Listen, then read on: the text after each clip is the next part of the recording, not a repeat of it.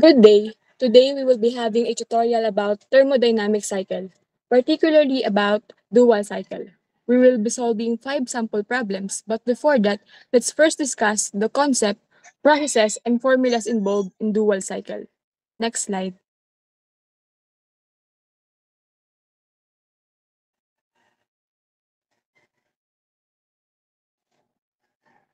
So dual cycle, also known as the limited pressure cycle, mixed cycle, Sillinger cycle, or Sabat cycle. It is a thermodynamic cycle that combines aspect of both Otto cycle, which is the constant volume heat addition, and the diesel cycle with the constant pressure heat addition. So basically, heat is added in 2 stages, partially at the constant volume, similar to the Otto cycle, and the remaining is at constant pressure, similar naman sa diesel cycle. Next slide. So these diagrams visually represent the processes involved in dual cycle. The Phoebe diagram on the left side shows the relationship between pressure and volume during different processes of the cycle, while the TS diagram on the right side shows the relationship between temperature and entropy during the different processes of the cycle. And let's now proceed to the next slide to further discuss each processes involved in dual cycle.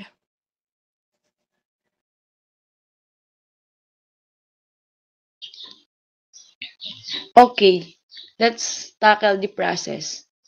We have here the process 1 to 2, which is the isentropic compression. In this process, the air is compressed adiabatically and reversibly.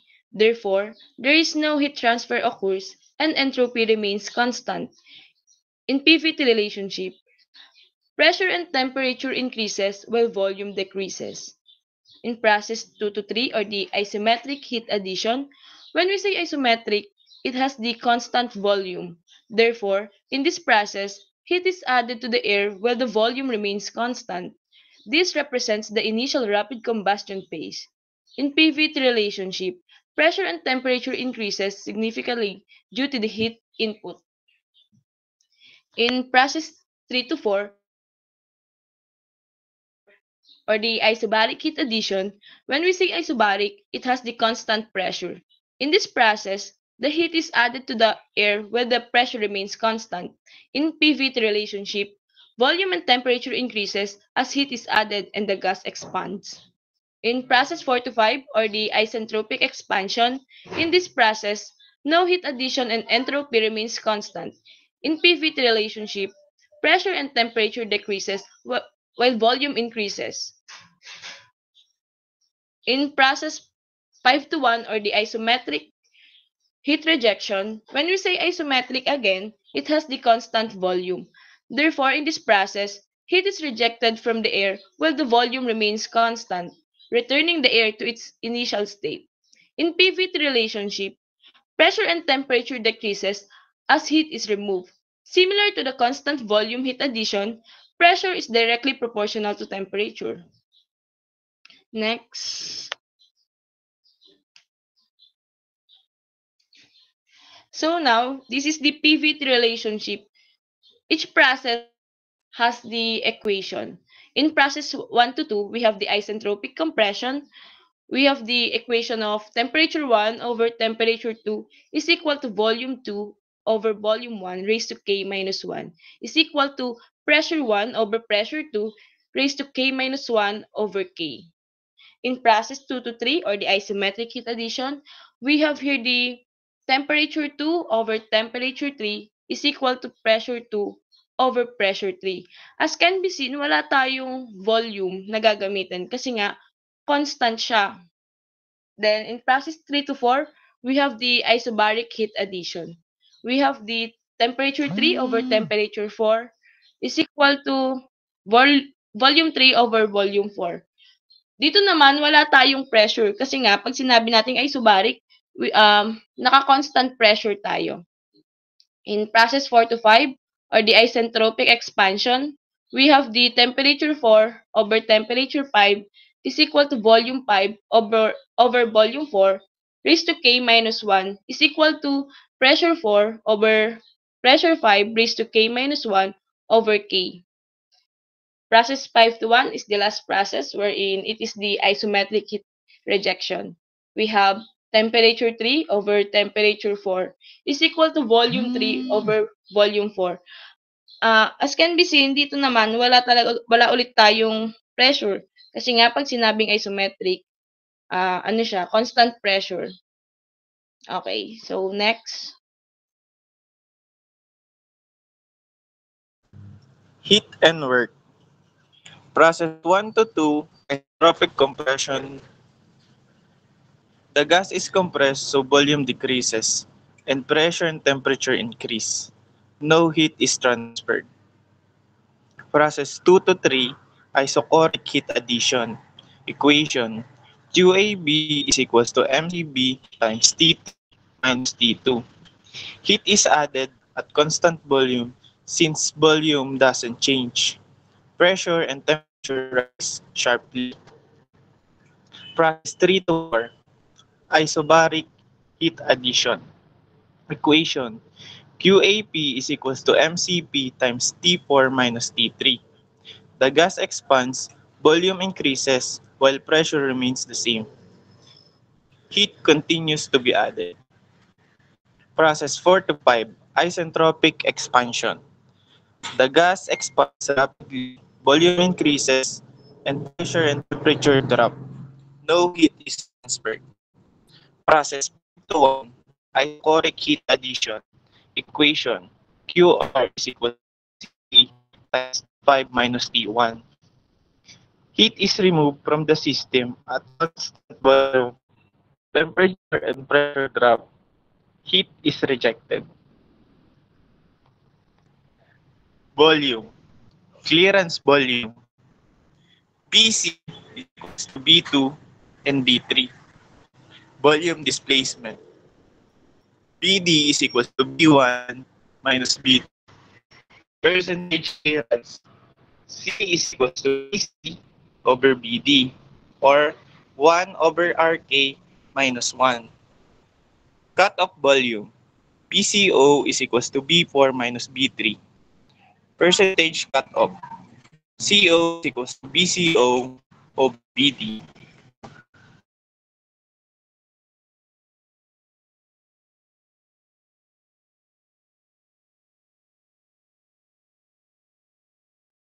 Ratios.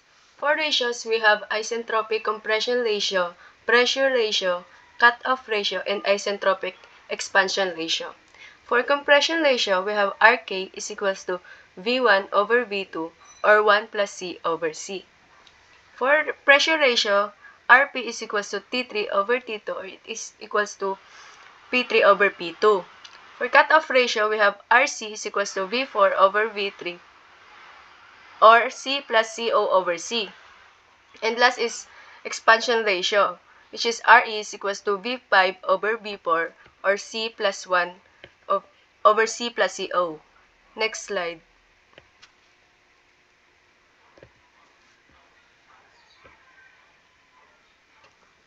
Efficiency. For dual cycle thermal efficiency, we have work net over QA or 1 minus QR over QA. Pero meron din siyang short method na gagamitin, where thermal efficiency is equals to 1 minus 1 over RK raised to K minus 1 times RP times RC raised to K minus 1 over RP minus 1 plus KRP times RC minus 1. And last is mean effective pressure, where PM is equals to work net over VD or work net over V1 minus V2, since nakukuha yung volume displacement natin sa V1 minus V2. Next slide.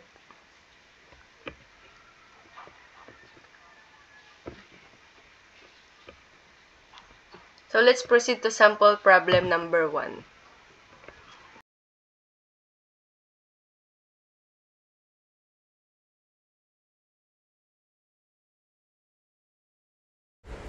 Sample problem number 1.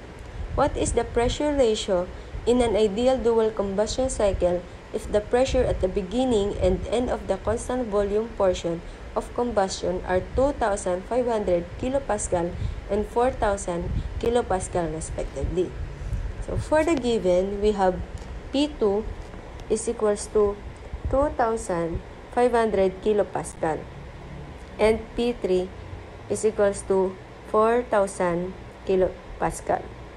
So, for the sample problem, number 1, ang pinapahanap daw dito is yung pressure ratio or RP. Ano nga ba yung formula ng pressure ratio? So, ang pressure ratio daw, ang formula niya is RP is equals to P3 over P2. Since given naman na lahat, substitute na lang natin yung value niya. Where P3 is equals to 4,000 kilopascal over natin sa P2 na 2,500 kilopascal. So, kapag daw ratio or pressure ratio ang hinahanap is unitless daw siya. So, kunin muna natin siya, yung pressure ratio. So, 4,000 kilopascal over natin siya sa 2,500. So, makukuha na natin yung value ng pressure ratio na 1.6. Cancel lang natin siya. Meron tayong pressure ratio na 1.6.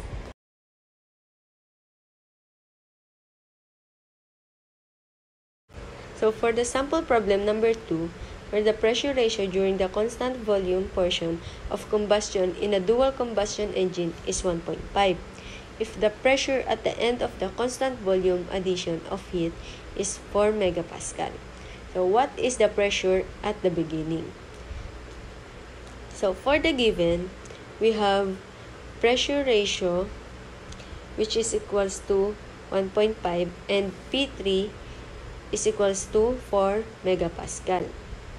So, for the sample problem number 2, ang pinapahanap daw dito is yung P2 natin or pressure at the beginning. So, sa solution, since may given na tayo ng RP, pwede natin makuha yung P2 sa RP.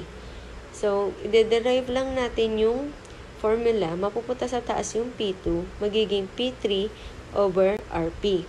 So, substitute lang natin yung given nilang value. So, 4 megapascal over natin sa 1.5. So, input lang natin siya sa calcu. So, 4 over 1.5. So, makukuha na natin yung pressure at the beginning or yung P2 natin na 2.6667 megapascal.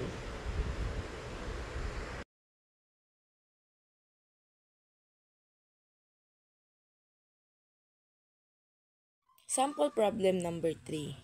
At the beginning of compression in ideal combustion cycle, the working fluid is 2 pounds of air at 14.7 pound per inch squared absolute and 85 degree Fahrenheit. The compression ratio is 8.5. The pressure at the end of the constant volume addition of heat is 450 pound per inch squared absolute, and there are added 105 BTU during the constant pressure expansion. Find the pressure ratio and the percentage clearance.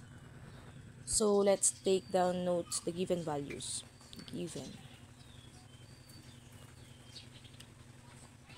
We have the mass, which is 2 pound of mass, and also the pressure at the beginning of compression, which is the pressure 1 at 14.7 pound inches squared absolute, and the temperature 1. We have 85 degree Fahrenheit. We also have the compression ratio, which is equal to 8.5, and the pressure at the constant volume, which is the P3, a 450 pound inches square absolute, and the heat added, which is equal to 105 BTU. So now let's take note the required values or yung mga pinapahanap sa atin. Required values. First, ang pinapahanap sa atin is pressure ratio, which is also known as RP, or the pressure ratio. And B, the percentage clearance, equal siya sa C. So ngayon, hanapin natin si P2 para masolve natin mamaya si RP. Find P2. In solving P2, we are going to use the PVT relationship under process 1 to 2 na isentropic compression. Therefore, P2 over P1 raised to K minus 1 all over K equals to V1 over B2 raised to K minus 1. RK is equal to V1 over B2. Let's derive the formula.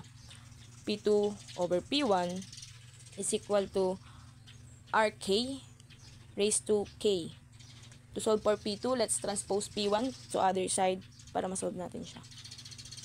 Therefore, P2 is equal to P1 multiplied by RK raised to K.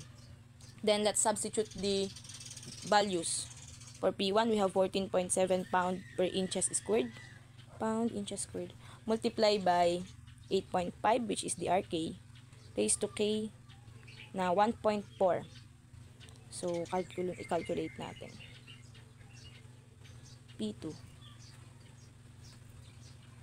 14.7 multiply by 8.5 raised to 1.4. So, the value is 294.1060 PSI. So, ayan na, mayroon tayong P2. So, burahin muna natin. So, nakuha na natin yung P2, therefore, masosolve na rin natin yung pressure ratio, which is yung pinapahanap sa atin sa letter A. Lipat lang natin yung value ng P2, which is 294.1060 PSI.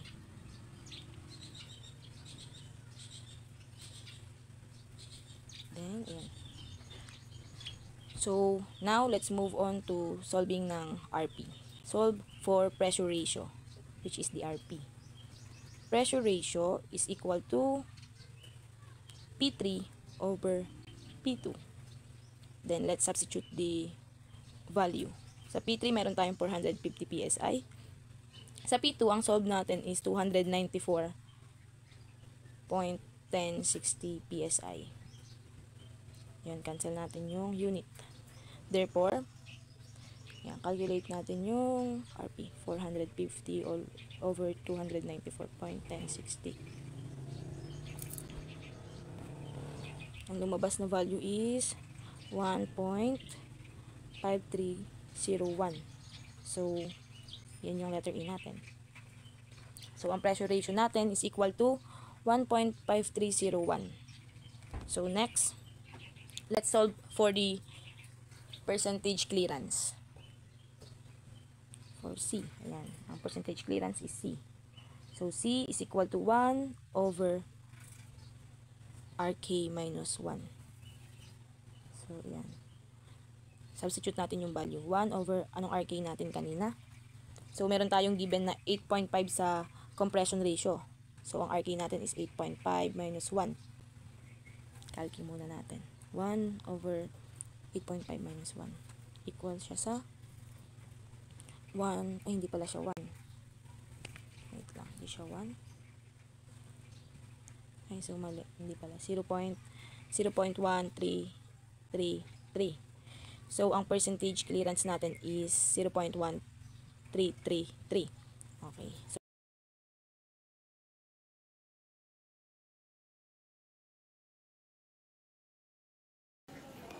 Number 4.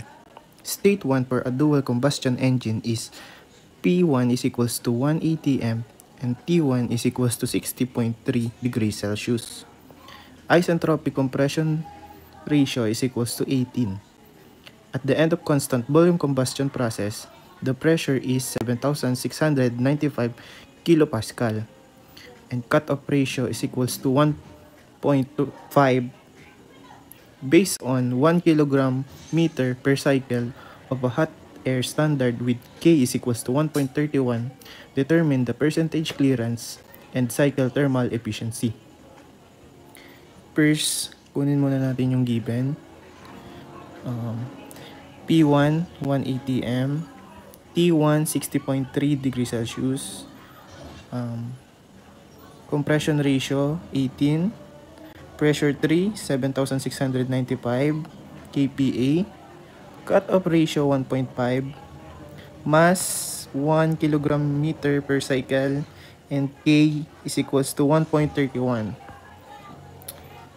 Since meron na tayong compression ratio, RK, solve na natin yung clearance percentage. Percentage clearance, sorry. So, C is equals to 1 over RK minus 1. So, 1 over 18 minus 1. No? So, C is equals to 0.0588. Yan siya. Next, find pressure 2.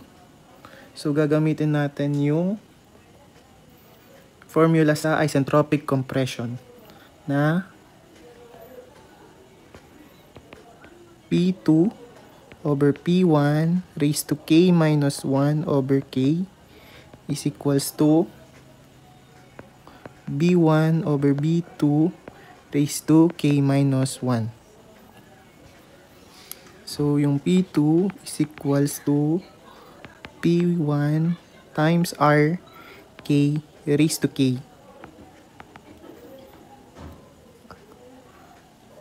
Ang value niya is 180 m.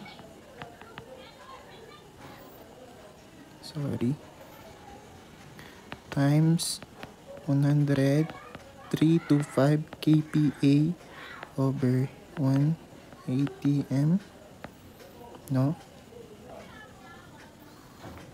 Times 18 raised to 1.31. P2 natin is equals to 4,468.1073 kPa. Yan. So next, ang kukunin naman natin is pressure ratio. Pressure ratio naman. Since ang given is pressure ang gagamitin natin sa pressure ratio. P3 over P2. P3 is equals to 7,695 kilopascal at P2 is equals to 4,468.1073.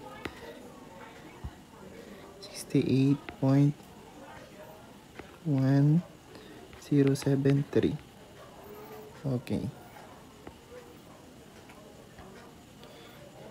Cancel yung kPa. Pressure ratio is equals to 1.7222. So, meron na tayong pressure ratio. Solve na natin yung cycle thermal efficiency. Ang formula niya is 1 minus 1 over RK raised to K minus 1 times RP RC raised to K minus 1 over RP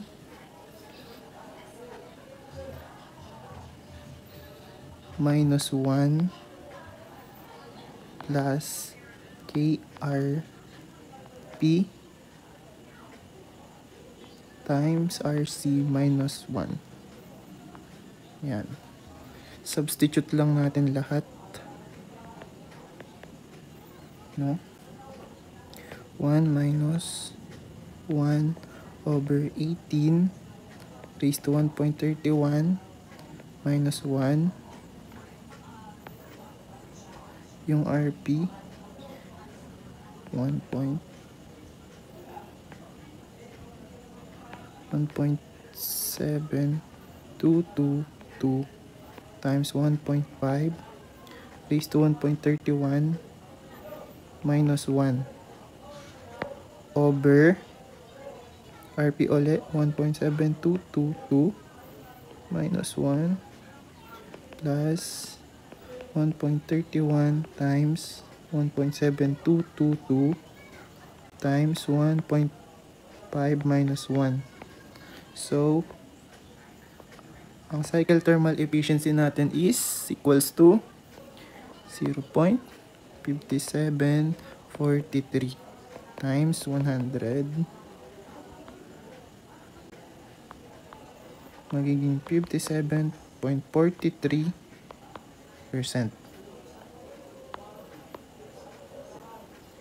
Yan ang sagot.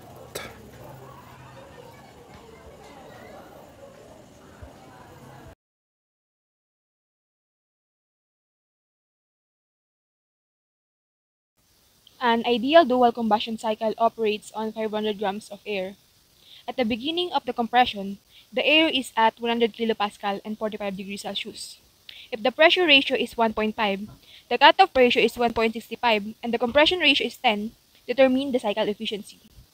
Let's first identify the given values.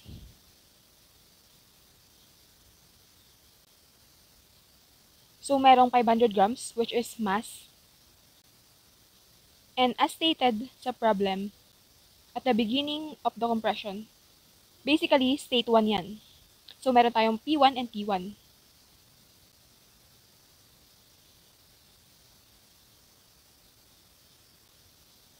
Aside from that, meron ding pressure ratio na 1.5, cutoff ratio na 1.65, and compression ratio na 10. And ang kailangan nating hanapin is the cycle efficiency. Cycle efficiency is yung letter E na maliit or minsan yung letter N na maarte.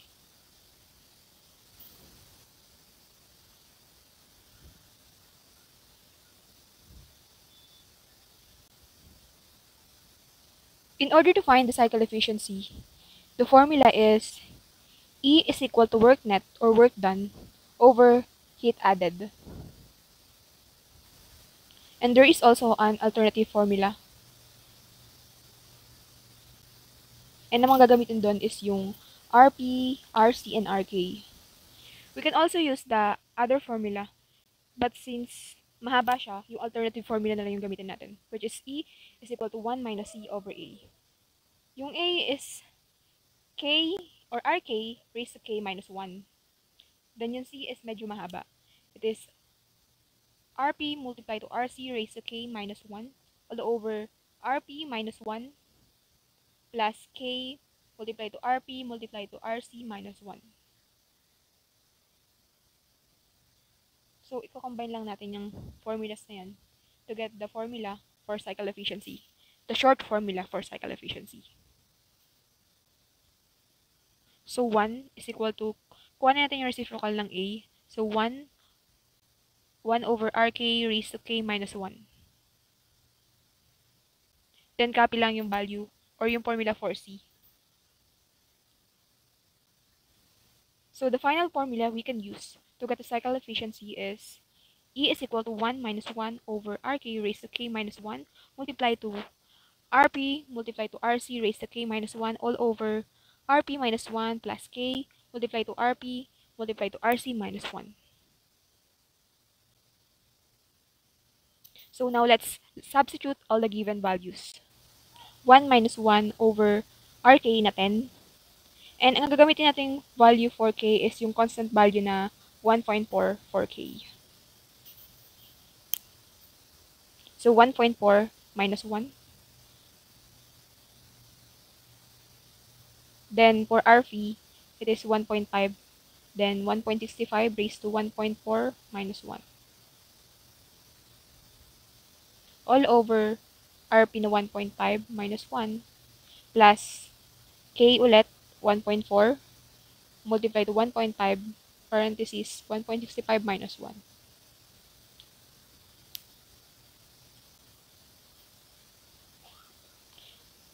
And multiply to 100 pala. So we can get the percentage.